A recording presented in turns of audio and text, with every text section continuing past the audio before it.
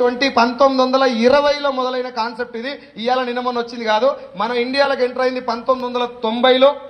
1990లో వచ్చినటువంటి ఇండస్ట్రీని సరిగ్గా దీని మీద అవగాహన లేక ఎవడు పడితే వాడు కంపెనీలు స్టార్ట్ చేసి జనాలతో డబ్బులు కట్టించేసి మోసాలు చేస్తుండడం గమనించి 2015 దాకా మోసాలు జరిగినాయి. మీరు చాలా పేపర్లలో గమనించుంటారు.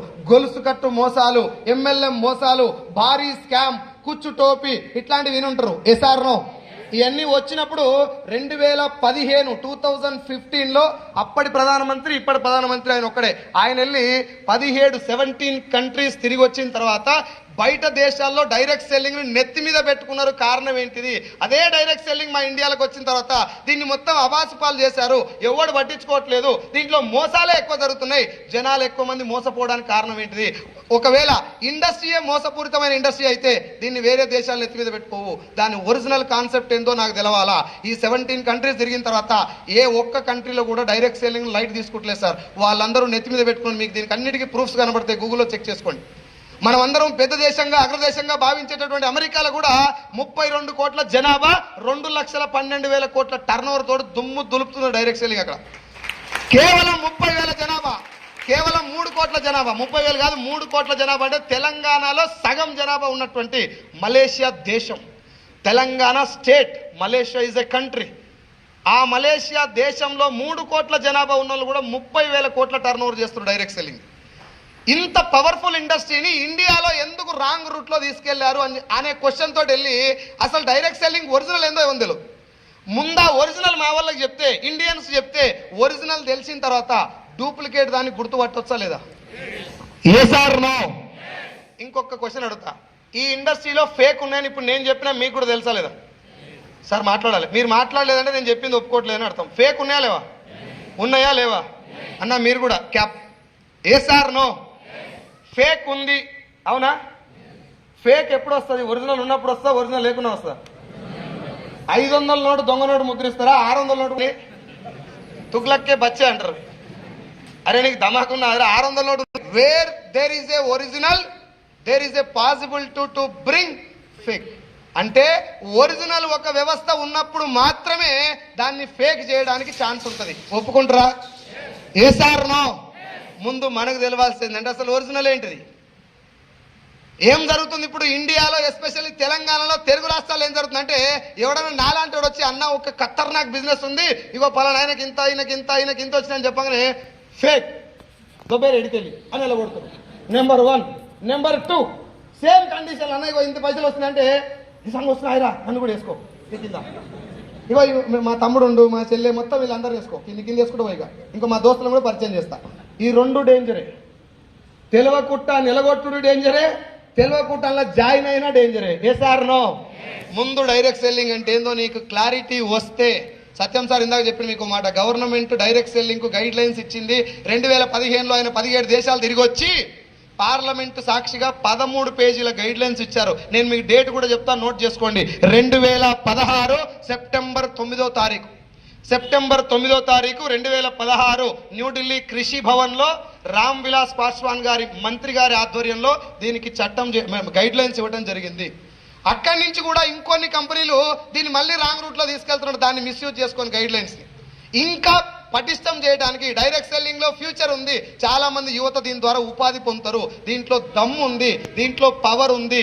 దీని గనక మనం కొంచెం ఎంకరేజ్ చేస్తే, ఒరిజినల్ దానికి పట్టం కడితే డూప్లికేట్ తోక ముడిస్తే అనే ఉద్దేశంతో మళ్ళీ చెప్తున్నా ఇంకో డేటు 2023 జూన్ 21వ తారీఖు, 2023 జూన్ 21వ తారీఖు. డెస్క్టాప్ మీద ఉంది సత్యం సార్, ఒకసారి డెస్క్టాప్ మీద చూడు. డెస్క్టాప్ మీద ఉంది. భారత్ జర్ర పైకర్ గెజిట్ ఆఫ్ ఇండియా దేని గురించి కొంచెం పైకర్ డేట్ చూడండి సార్ ఒకసారి. 1 మినిట్ డేట్ చూడండి. ఎంత ఇది సార్? కనిపిస్తుందా? కొంచెం జూమ్ చేయదండి. అక్కడ రైట్ సైడ్ నుంచి పైన ప్లస్ ఉంది చూడు సత్య, ఇక్కడ కొంచెం జూమ్ చేయి సార్. డేట్ కనిపిస్తుందా? జర హిందీ మనకి ఇంకా పొల్లు వస్తుంది, ఇంగ్లీష్ కొంచెం ట్రై చేద్దాం. పైకి మా హిందీ టీచర్లకు ఇంగ్లీష్ రాస్తారు, అందుకే నాకు నేర్పేయలేదు. పైకన్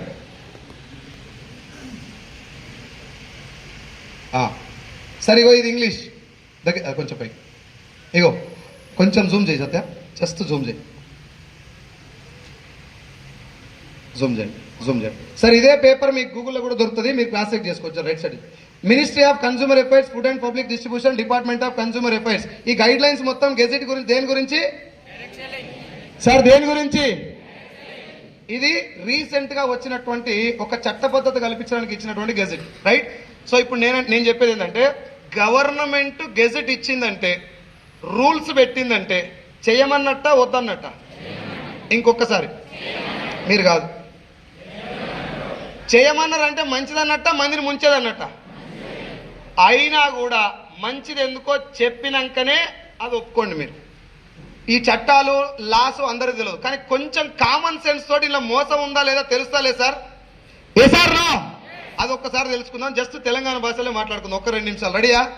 రెడీయా సార్? ఇప్పుడు కన్స్యూమర్ అఫైర్స్ అంటే మనం వాడేటటువంటి ప్రొడక్ట్స్ గురించి సంబంధించినటువంటి ఇండస్ట్రీ. ఇది ఏమంటారు? కన్స్యూమర్ ఎంపవర్మెంట్ బిజినెస్ అంటారు దీన్ని మామూలుగా. ఏంటి బిజినెస్, ఎందుకు దీన్ని చట్టం చేసేంత సీరియస్ గా తీసుకురో మనకు తెలిస్తే ఈ ఇండస్ట్రీ గురించి అర్థమైంది. సార్ మీ ఇంట్లో సబ్బు, surf, shampoo, paste, hair oil, cooking oil, floor cleaner, toilet cleaner, బట్టలు ఉతికేది, అంటు తోమేది, టీ పౌడర్, కాఫీ పౌడర్, ఇప్పుడు నేను చెప్పిన ప్రొడక్ట్లు వాడుతారా లేదా? ఎప్పటిదాకా వాడాలి? ఎప్పటి నుంచి వాడతారు? మనిషి పుట్టిన గాడికెళ్ళి సచ్చిన దాకా గ్యారంటీగా వాడాలి, నో డౌట్. Yes or no? ఇంపార్టెంటా కాదా ఇవి? ఎందుకు ఇంపార్టెంట్ సార్? ఖచ్చితంగా వాడాల్సినవి కాబట్టి ఇంపార్టెంటా? లేదు అంటే ఒక వంట నూనె నీ గుండె ఆరోగ్యాన్ని డిసైడ్ చేస్తుంది. Yes or no? వంట నూనె నీ గుండె ఆరోగ్యాన్ని డిసైడ్ చేస్తుంది. నెత్తి మీద ఎంటికలు ఉండాలా ఊసిపోవాలా వంట నూనె డిసైడ్ చేస్తుంది. బాడీలో క్యాన్సర్ కణాల ఉత్పత్తిని వంట నూనె డిసైడ్ చేస్తుంది. ఆఖరికి మన ఇంట్లో ఆడపిల్లలు ఏ వయసుకు పెద్ద మనిషి అవ్వాలనేది కూడా వంట నూనె మీద డిపెండ్ అయి ఉంటుంది. Yes or no? మరి నేను చెప్పిన కొన్నే సార్, ఇంకా చాలా రకాల రోగాలు వంట నూనెతో వస్తాయి. మరి ఒక్క వంట నూనెతో ఇన్ని రకాల రోగాలు వచ్చినా నూనె మంచిది వాడుకోవాలన్నా ఏది దొరికితే అది వాడచ్చా? ఆ మంచిది ఎవరు చెప్పాలి? ఆల్రెడీ వాడినోడు చెప్తే కరెక్టా? వాసన కూడా చూడనోడు చెప్తే కరెక్టా? ఇప్పుడు మనం ఒక్క పూట తాగే కళ్ళు కూడా తాళ్ళకు పోయి తాగినోన్న ఎంక్వైరీ చేస్తాం, అన్న ఏడ మంచిగా దొరుకుతుందని చెప్పి. ఏ సార్ నో? ఒక్క పూట తాగే కళ్ళు జర్ర గోడవతలు పోతే అయిపోయే కళ్ళు అది ఒకటే పూటకి. కానీ దాన్ని 20 మందిని 4-5 రోజుల నుంచి ఎంక్వైరీ చేస్తారు, ఏడ తాగాలి, ఏడ గట్టిగా దొరుకుతాయి. ఎప్పుడన్నా చచ్చిపోయిందాక వాడేటటువంటి నీ కంప్లీట్ ఆరోగ్యాన్ని డిసైడ్ చేసేటటువంటి వంట నూనెని ఎవరన్నా అడిగినవా? సబ్బు ఎవరన్నా అడిగిరా? పిల్లలు పెద్దోళ్ళు తేడా లేకుండా పేస్ట్ తోటి రుద్దుకుంటారు కదా, పేస్ట్ ఎవరన్నా అడిగిరా? చాయ్ పత్తి ఎవరన్నా అడిగిరా? హెయిర్ షాంపూ, హెయిర్ ఆయిల్ ఎవరన్నా అడిగిరా? అడగలే కానీ షాపుకు పోయి లటక్కన పోయి పుట్టుకుని వేసుకొస్తారు కదా. ఏ సార్ నో? మీరు ఎప్పుడన్నా ఇప్పుడు మీ ఒంటి మీద ఉన్నట్టువే కొన్ని చెక్ చేసుకోండి. ఈ మెడకేసుకున్న చైన్ చెక్ చేస్తారా? ఉతక పట్టుకొస్తారా? చెక్ చేస్తారు, సెలెక్ట్ చేస్తారు షాప్కి వెళ్ళి. ఏ సార్ నో? ఒకసారి వెళ్ళాడన్నా నువ్వే ఈ క్యాప్ సెలెక్ట్ చేసి ఉంటాడా? అట్టే పట్టుకొచ్చుంటాడా? బ్రేస్లెట్ కూర్చోన్నా, బ్రేస్లెట్, వాచ్. సార్ మాట్లాడాలి, 15 నిమిషాలు టైం అడిగినా 15 నిమిషాలు అయిపోవాలంటే మీరు మాట్లాడాలి. వాచ్ సెలెక్ట్ చేస్తారా? పట్టుకొస్తారా? ఫోన్ వెనుక పౌచ్, దుసడి తీగలు చెవులో పెడతారు కదా, పాటలు వింటారు, ఇవన్నీ సెలెక్ట్ చేస్తారు. ఇవన్నీ వాడకపోయినా పెద్ద నష్టమేమి. కానీ నూనె వాడకపోతే మన బండి నడవదు. ఖచ్చితంగా వాడాల్సిన ప్రోడక్ట్ మంచిది వాడకపోతే జీవితం జమ్మల మడుగు జాతర అవుతుంది.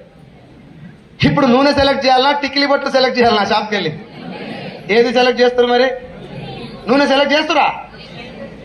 స్టిక్కర్లు సెలెక్ట్ చేస్తారు. గంట సేపు షాప్ ఆడి షట్టర్ కిందికేసిందాక సెలెక్ట్ చేస్తారు, అని చుట్టూ ఇంటికి కలిసిపోయేదాకా. వాడు దండం పెడతారు, వద్దమ్మా తల్లి నీకు ఏం కావాలో అది తీసుకొని తొందరగా బయటకు అన్నదాకా సెలెక్ట్ చేస్తారు. నిజం చెప్పండి, స్టిక్కర్ ఇప్పుడు పెడితే గంట గాలికి వచ్చి చూసిపోతుంది. చేశాను మరి గంట కూసిపోయి స్టిక్కర్ సెలెక్ట్ చేయాలన్నా? చచ్చిపోయిందాక వాడాల్సిన వంట నూనె సెలెక్ట్ చేయాలన్నా? స్టిక్కర్ షాప్కి వెళ్ళినాక నీ మైండ్ లో ఏదొస్తుంది కొనవు, ఆడ చూసి సెలెక్ట్ చేస్తారు షాప్కి వెళ్ళినాక.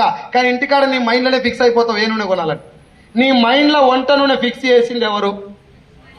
మీ అత్తమామనా, లేకపోతే మీ ఆయననా, లేకపోతే మీ పూర్వీకులా ఎవరైనా చేసిరా? టీవీలో ఏదొస్తే అది పోతుందా లోపలికి? మాట్లాడాలి సార్.